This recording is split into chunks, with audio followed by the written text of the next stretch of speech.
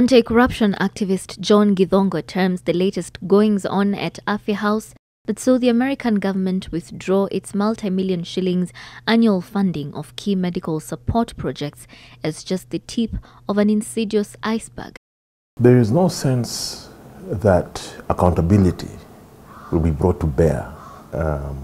We've seen up to now, Kenyans themselves have made a lot of noise.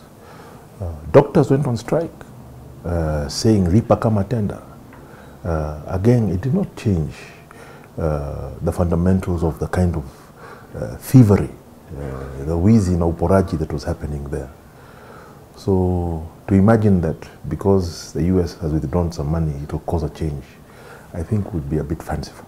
An auditor at the Ministry of Health revealed what amounts to a loss of billions of shillings. An uproar immediately followed as the scale of mismanagement of public funds became clear and promises of thorough and independent investigations to get to the bottom of what was referred to as the Mafia House scandal.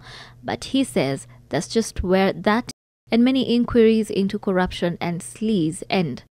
The president has often faced accusation that his administration has perhaps provided the most permissive environment for graft to thrive in all of the country's history. There is more to it now than in previous years, but the government says the war on graft is on course. The government is lying through its teeth, has been lying and continues to lie about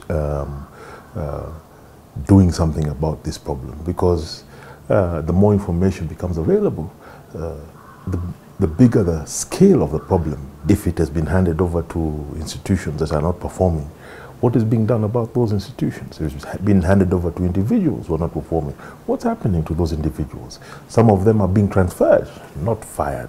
Some of them are, kept in office instead of being charged. Indeed, corruption remains the most talked about ill in the country, and observers say it undermines the government's capacity to even deliver basic services. The question we have to ask ourselves is a painful question. To what extent are the leaders who claim to be fighting corruption themselves part of the corruption, part of the thieving, the stealing? Because if that's the situation that we have, where those who are supposed to be leading the fight against theft are thieves themselves, then there is no institution, no law, no court, no policeman who is going to be able to crack that. In the meantime, the country's anti-corruption strategy remains the same, that after all is said and done, a lot more remains said than done. Sheila Sendeo, NTV.